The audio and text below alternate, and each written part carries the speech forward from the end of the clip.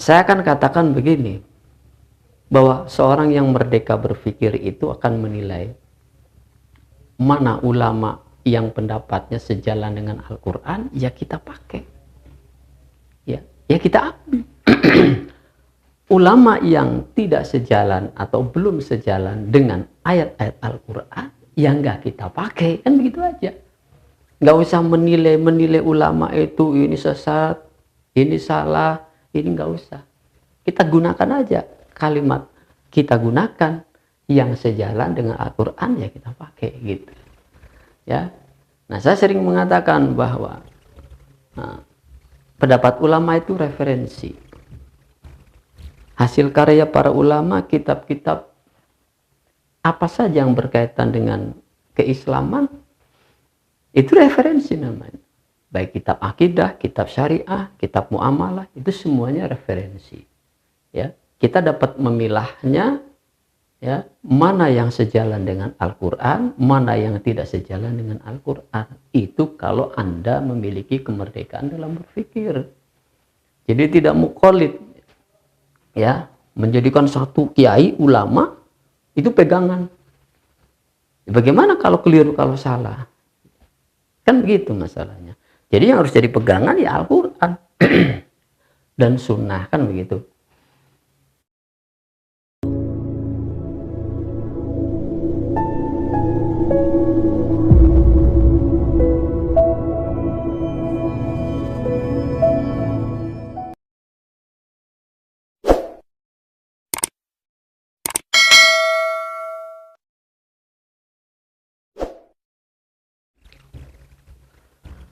A'udzubillahi minasyaitonirrajim. Bismillahirrahmanirrahim.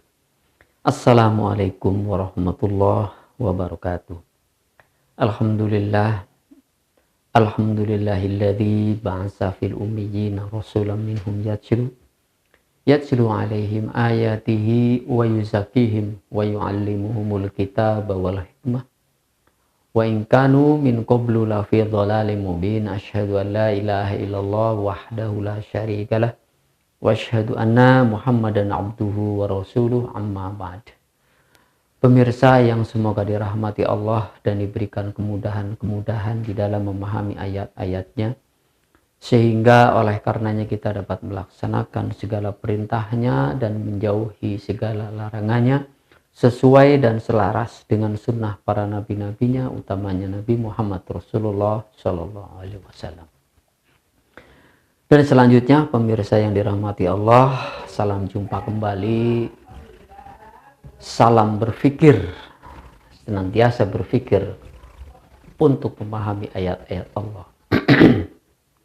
Saudara pemirsa, sebagaimana biasanya sebelum kita membahas materi ini, saya sudah persiapkan bahannya untuk menjadi bahan materi kajian, dan sekaligus judulnya sudah saya terakan di sini, yaitu pembinaan atas diri, ya, anfus, maksudnya akan menentukan siapa Rabbnya, siapa Robnya, sehingga nanti, ya, siapa Robnya, itulah yang akan ditaati, itulah yang akan diibadahi. Nah itu, ya, makanya penting sekali, ya, membahas tentang masalah Rob. Ya, maka di sini ada ayat, juga ada kalimat yang sudah saya tuliskan di sini untuk menjadi bahannya. Baiklah saudara, di sini ada kalimat yang bukan ayat, yang juga bukan hadis, tapi pendapat, sebuah pendapat dari seorang ulama. Nah, siapakah beliau? Nah, kalau saudara googling, buka di situ, ya, tentang kalimat ini, maka akan didapati, ya, sebuah kalimat yang bunyinya man arofa nafsahu faqad arofa robbahu. Ini populer nih saudara, banyak sekali kiai atau ulama yang dalam ceramahnya itu menyampaikan kalimat ini, Ya, man arafa nafsahu, siapa orang yang mengenal nafsahu dirinya, faqad arafa robbahu, maka dia akan kenal atau akan mengenal Robnya. Nah, ini memang sebagian orang mengatakan ini hadis palsu atau hadis maudhu, ya. Tapi sebagian besar ya mengatakan bahwa ini bukan hadis, tapi pendapat atau ungkapan seorang ulama. Siapakah ulama yang mengungkapkan ini? Nah, setelah diteliti, yaitu tokohnya tokoh tasawuf, ya, musawwif, namanya Yahya bin Mu'az Ar-Razi, gitu saudara. Ya, nah, saya akan katakan begini, bahwa seorang yang merdeka berpikir itu akan menilai mana ulama yang pendapatnya sejalan dengan Al-Quran, ya kita pakai, ya kita ambil. Ulama yang tidak sejalan atau belum sejalan dengan ayat-ayat Al-Quran, ya nggak kita pakai, kan begitu aja. Nggak usah menilai ulama itu ini sesat, ini salah, ini nggak usah. Kita gunakan aja kalimat, kita gunakan yang sejalan dengan Al-Quran, ya kita pakai, gitu. Ya, nah saya sering mengatakan bahwa pendapat ulama itu referensi.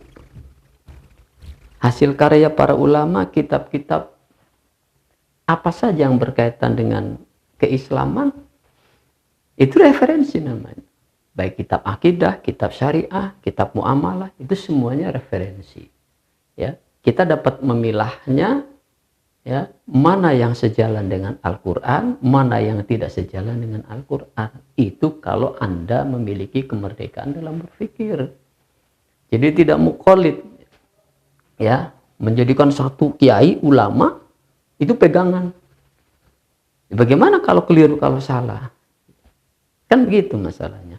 Jadi yang harus jadi pegangan ya Al-Quran dan sunnah, kan begitu. Baik, mari kita jelaskan. Ya, saya sependapat dengan ulama musawwif ini, ya, ulama tasawuf ini, yaitu Yahya bin Mu'az Ar-Razi. Ya, bukan berarti saya kemudian menjadi idola atau pengikutnya, bukan. Ya, dan ini banyak dukungan juga ulama ini, ya, seperti apa, ulama tasawuf, yang banyak ulama tasawuf tentunya yang mendukung ini, ya. Imam Nawawi mengiyakan, ya, setuju, ya. As-Suyuti juga demikian pula. Tapi ada yang mengatakan hadis palsu ini, ya.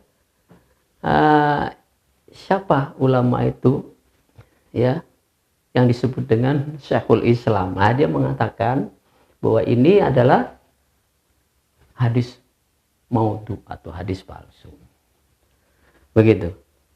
Ya, baik, kalau saya akan mengatakan ini sejalan dengan ayat. Mari kita buktikan. Ya. Jadi orang yang mengenal dirinya, dia akan mengenal Robnya. Jadi nanti yang akan menentukan siapa Robnya itu. Apa itu artinya Rob? Rob itu artinya pembimbing, murabbi, ya, yang meyakini, mengakui murabbinya Allah atau Rabbuka. Maka di sini ayatnya, innalladzina qalu rabbunallah. Tahu kan? Ketemu? Sesungguhnya orang-orang yang berkata,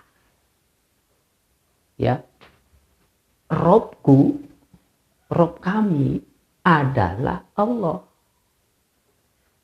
Kan begitu. Nah, sebaliknya orang yang tidak sejalan dengan Rob, menolak Allah sebagai Rob, berarti nanti di sini Rob ada dua. Ada Rabbul Alamin, ya, ada Allahu Rabbi, ada Allah ghairu. Ada Allah yang Rob, ada Rob yang bukan Robnya Allah. Maka di sini ayatnya, khalaqal insana min nutfah fa idza huwa khasimun mubin. Ya. Dia tahu bahwa yang menciptakan dirinya adalah Allah. Tetapi dia tidak menjadikan Allah sebagai Rabb-nya. Kan begitu saudara. Ya, ini bukti ayat bahwa siapa Rabb-nya itu akan menentukan dirinya beribadah kepada siapa. Kan begitu. Nah, inilah makanya persoalan jiwa, persoalan nafsun. Ya. Jadi nanti ada istilah tahu, ada istilah mengenal. Banyak orang tahu tentang Allah, tentang Islam, tentang ajaran. Tahu aja. Tapi mengenalnya belum tentu. Bisa jadi dia nggak mengenal. Makanya kan banyak orang-orang yang ya mengklaim Muslim, ya mengklaim Muslim, tapi banyak membantah. Khasimun mubin, tiba-tiba ia menjadi pembantah yang nyata. Artinya dia tidak mengenal Rabb-nya. Atau dia mengenal Rabb selain Allah. Paham, saudara? Jadi ada orang yang hanya tahu tentang Allah sebagai pencipta alam semesta dan dirinya, tapi dia tidak mengenal Allah. Ya. Nah, kalau dia tidak mengenal Allah, ya, maka dia akan mengenal yang lain. Ya. Dia akan mengenal yang lain atau Rabb yang lain yang akan dia kenal. Maka dia akan ibadah kepada selain Allah, begitu. Yaitu yang disebut dengan syirik tadi, musyrik itu tadi. Karena dia tidak beribadah kepada Allah yang semestinya menjadi Rabb-nya, begitu. Ya, jadi sejalan ya. Ini kalimat yang dikeluarkan oleh seorang ulama tasawuf. Ini Quran, ini Quran. Surat An-Nahl, ya, itulah. Kemudian sedangkan yang ini surat 4130 Fusilat, ya. Baik, nah sekarang untuk mengetahui, untuk merinci pemahaman ini, akan saya buatkan petanya. Nanti biar tahu diri kita ini siapa Rabb kita. Ya kalau sekedar tahu ya kita tahu semua Rabb kita atau Allah, ya. Karena mudah mengungkapkan bahwa Allah Rabb saya. Mudah, ya. Allah Tuhan saya, itu mudah. Mana buktinya? Saya sembahyang, saya sholat, saya ngaji. Itu mudah mengakui seperti itu. Ya. Tapi kita lihat petanya. Di sini Allah berfirman khalaqal insana min nutfah, maka petanya akan kelihatan di sini nih nantinya nih. Ya, di sini petanya akan kelihatan siapa yang sesungguhnya menjadi hamba Allah, ya, siapa yang bukan hamba Allah. Gitu. Nah, khalaqal insana min nutfah. Dalam surat Al-Mu'minun disebutkan di sana lebih lengkap lagi. Surat Al-Mu'minun itu surat 23 dan materinya pernah saya bahas. Ini akan saya ulas kembali. Ya. Jadi laqad khalaqnal insana min sulalatin min tin. Ya, bermula dari sulala. Ya. Sulalatin min tin. Tsumma ja'alnahu nutfatan fi qararin makin. Kemudian jadi nutfah. Kemudian faholaknan nutfatan alaqah. Faholaknal alaqah mudghah. Faholaknal mudghah idhaman. Fakasonal idhaman lahman. Summa ansa'nahu khalqan akhara. Fatabarakallahu ahsanul khaliqin. Dan dialah Allah yang maha hebat menciptakan manusia. Nah, ini petanya. Ada 7 titik kritis. Ini titik kritis 7. Dan ada 6 yaum. 1, 2, 3, 4, 5, 6. Nah, di titik inilah manusia dilahirkan. Khalqan min ba'di khalqin fi dhulumatin salasin summa nukhrijukum tifla. Ya, tufla, bayi, lahirlah dia. Ya, lahirlah dia. Jadi di titik kritis saya katakan ya disebut apalah alaq. Makanya berlindung kepada titik kritis itu. Ya. Ya. Jadi mukhalaqatin ghairu mukhalaqatin. Ada yang sempurna ciptaannya, ada yang tidak sempurna ciptaannya. Dari sini gugur, di sini gugur. Ini titik gugur nih, titik gugur, titik gugur. Jadi seleksinya begitu. Ini qada Allah, garis Allah. Ya. Jadi nanti ada yang kan ada bayi yang lahir wafat, sebelum lahir sudah wafat dalam kandungan, gitu kan? Kan namanya mukhalaqatin ghairu mukhalaqatin. Ada yang sampai pikun, kan gitu. Nah, itu namanya garis yang Allah tentukan. Nah, jadi ini petanya di sini, saudara. Nah, ini ya penciptaan raga namanya jasad. Nah, ini penciptaan jiwa. Ini anfus. Paham nggak sampai sini? Jadi ini Allah punya urusan. Yang menciptakan raga kita Allah, yang menciptakan jiwa juga Allah. Inilah namanya penciptaan manusia secara lengkap, secara utuh, khalqan akhar. Nah, beda penciptaan raga atau jasad dengan beda penciptaan jiwa. Kalau saudara buka surat Ar-Rahman, ya, Ar-Rahman alamal Quran.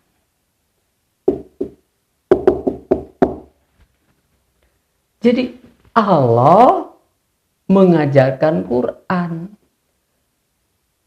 Nah, kalau begitu Al-Quran adalah khalaqal insan. Kan ayatnya begitu, kalau mau disambung. Ar-Rahman alamal Quran khalaqal insan. Ar-Rahman alamal Quran itu adalah khalaqal insan. Apanya yang dicipta Al-Quran khalaqal insan. Jadi Al-Quran itu khalaqal insan.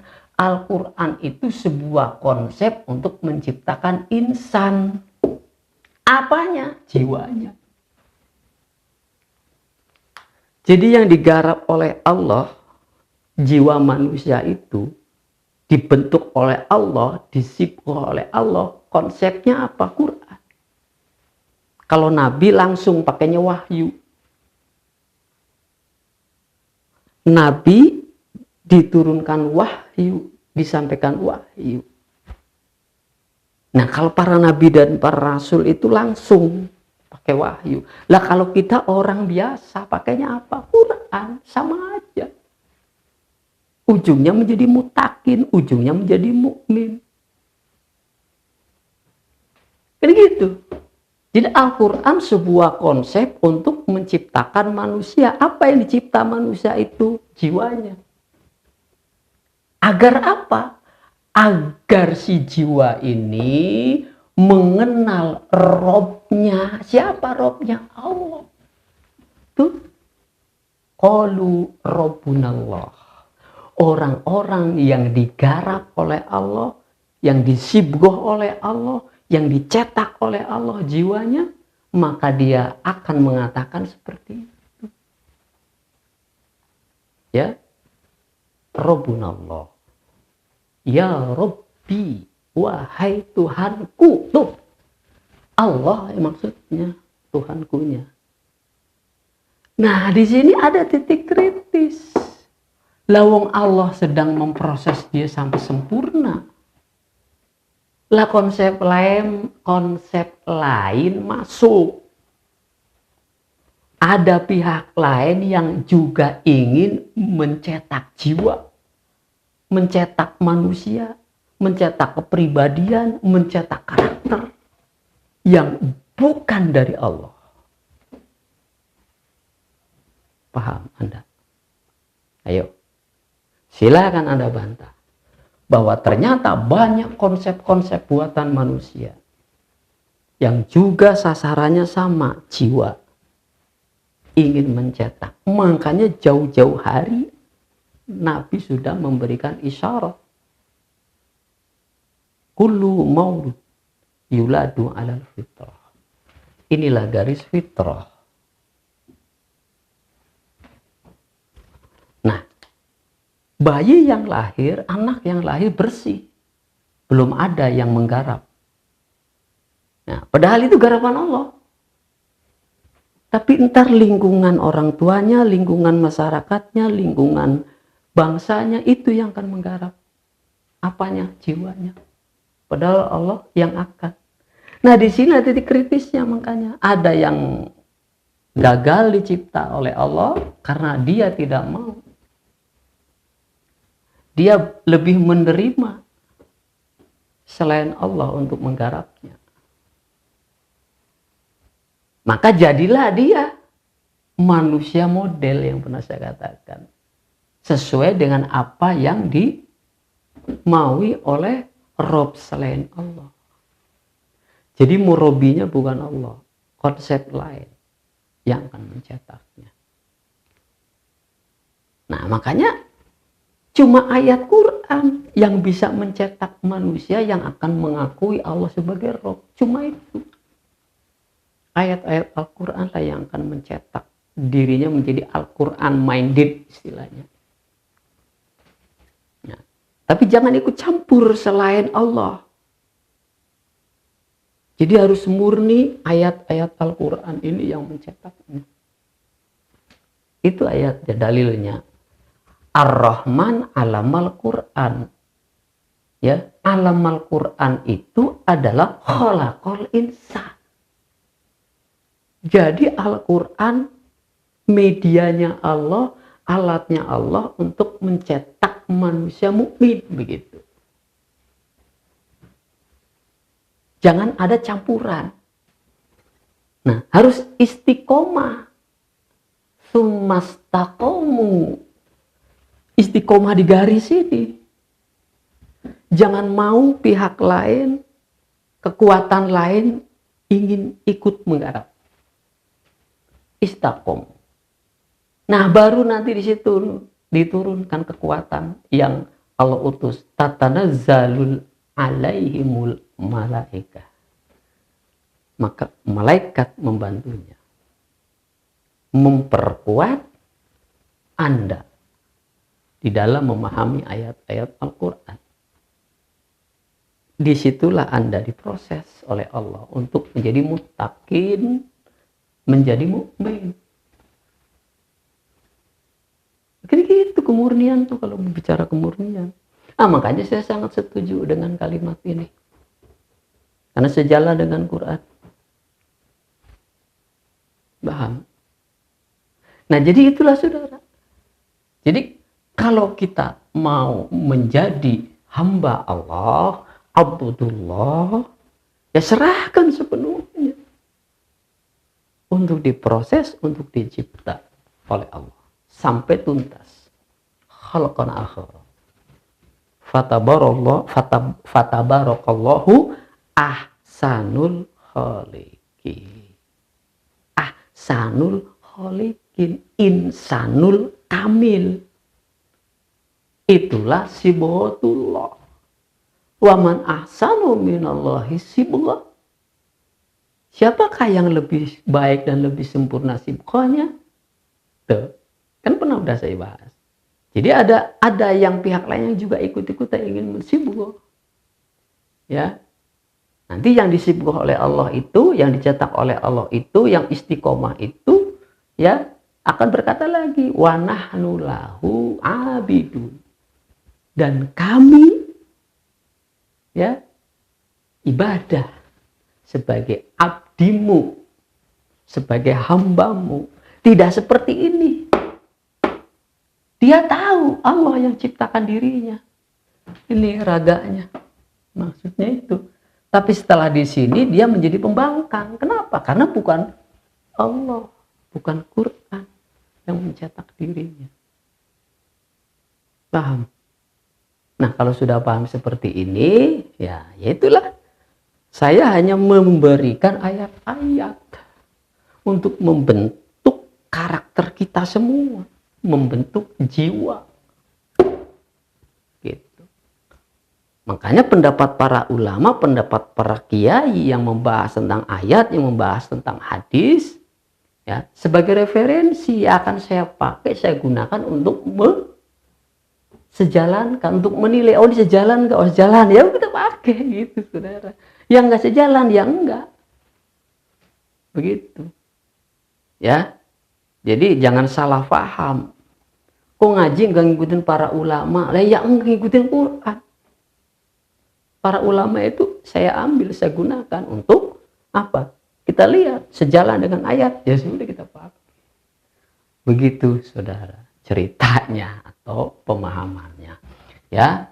Jadi itulah yang dapat saya sampaikan. Semoga ini menjadi bahan perenungan lagi buat Anda. Makanya selalu ayo berpikir, ayo hidupkan pikiranmu. Ya, ayo kritislah terhadap agamamu, terhadap agama kita, kalau bicara agama ya. Jadi memahami Islam itu ya jangan bongkok-bongkok melek-melek yang memang tidak rasional, tidak logis. Ikuti. Begitu, saudara. Nah, demikian saya sudahi. Hadanallahu wa iyyakum ajmain. Walhamdulillahirabbil alamin.